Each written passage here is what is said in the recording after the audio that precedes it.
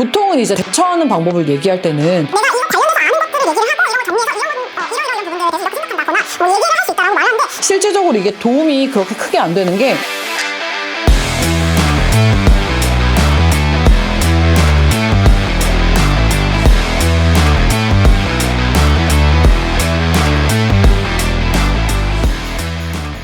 안녕하세요.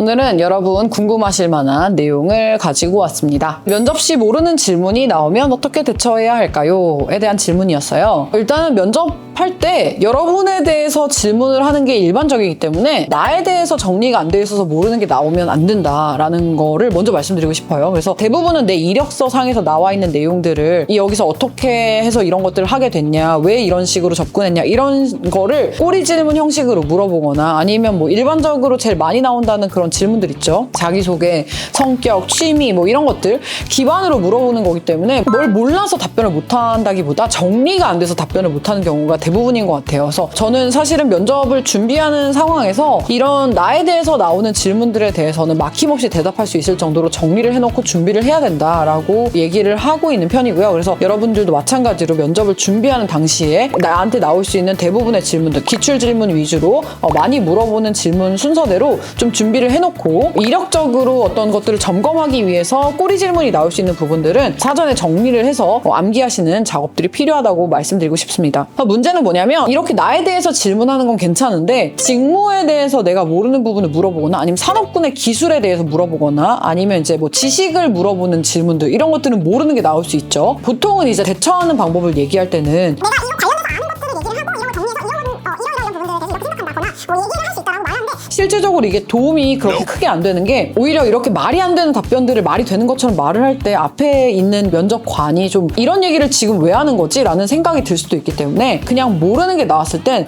제가 이런 부분들을 처음 접해봐서 이런 것들 잘 모르는데 앞으로 제가 입사를 하면 이런 것들 좀 더 알아보고 하겠다라는 의지를 보여주는 게 오히려 더 낫다라고 얘기해드리고 싶습니다. 모르는 질문이 나오는 순간 말고도 당황하게 되는 순간이 준비를 했는데 생각이 안 날 수 있는 상황이거든요. 근데 이럴 때는 어떻게 하면 되냐면 면접관님에게 제가 잠깐 생각할 시간을 주실 수 있느냐고 요청해서 물어보시고 잠깐 생각을 정리하셨다가 다시 답변하는. 근데 다만 이거를 너무 여러 번 하시면 안 되기 때문에 딱 한 번 정도만 할 수 있다라고 생각하시는 게 좋을 것 같고요. 그리고 이제 면접하실 때 여러분들이 좀 당황스러운 질문을 받을 때도 있거든요. 생각해보지도 않은 혹은 이제 한 번도 이거에 대해서 고민해보지 않은 이슈를 던질 수도 있어요. 이게 적절한 예시가 되진 않을 수도 있겠지만 상사와의 트러블이 있을 때는 어떻게 할 거냐라든지 이런 예시를 주면서 어떤 상황에서 너는 어떻게 대처할 거냐를 물어볼 수 있는데 저는 우선은 이런 것들도 사전에 다 대비를 하라고 해서 이런 질문들 리스트를 또 가지고 이제 연습을 해보라고 하기는 하지만 진짜 생각지도 못한 부분을 나왔을 때는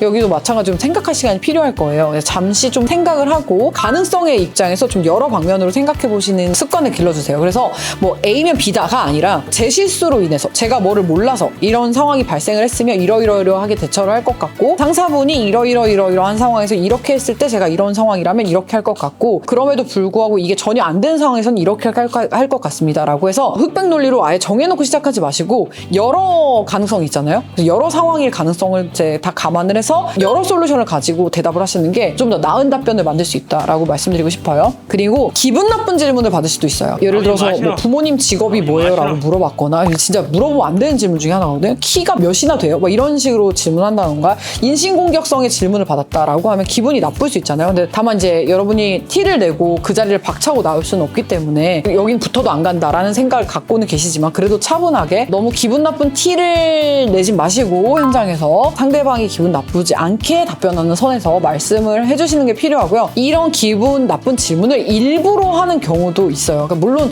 이렇게 하면 안 되는데 절대 이렇게 하시면 안 되는데 면접관의 입장에서 그럼에도 불구하고 이거를 이 사람이 어떻게 대처하는지 이렇게 기분 나쁜 상황에서 혹은 고객이 이렇게 기분 나쁘게 할 때 저 사람이 어떨지를 그냥 보려고 하는 질문이 간혹 있을 수 있기 때문에 여러분이 당황하는 상황에서도 너무 당황하는 티를 내지 않고 이게 그냥 너무나 면접 상황이기 때문에 그럴 수 있다라는 생각을 가지고 답변을 해주시면 좋을 것 같습니다.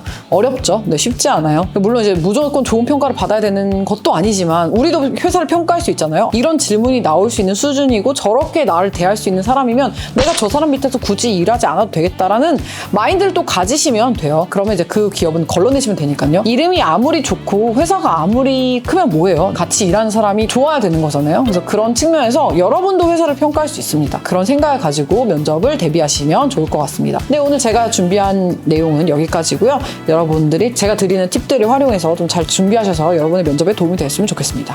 감사합니다.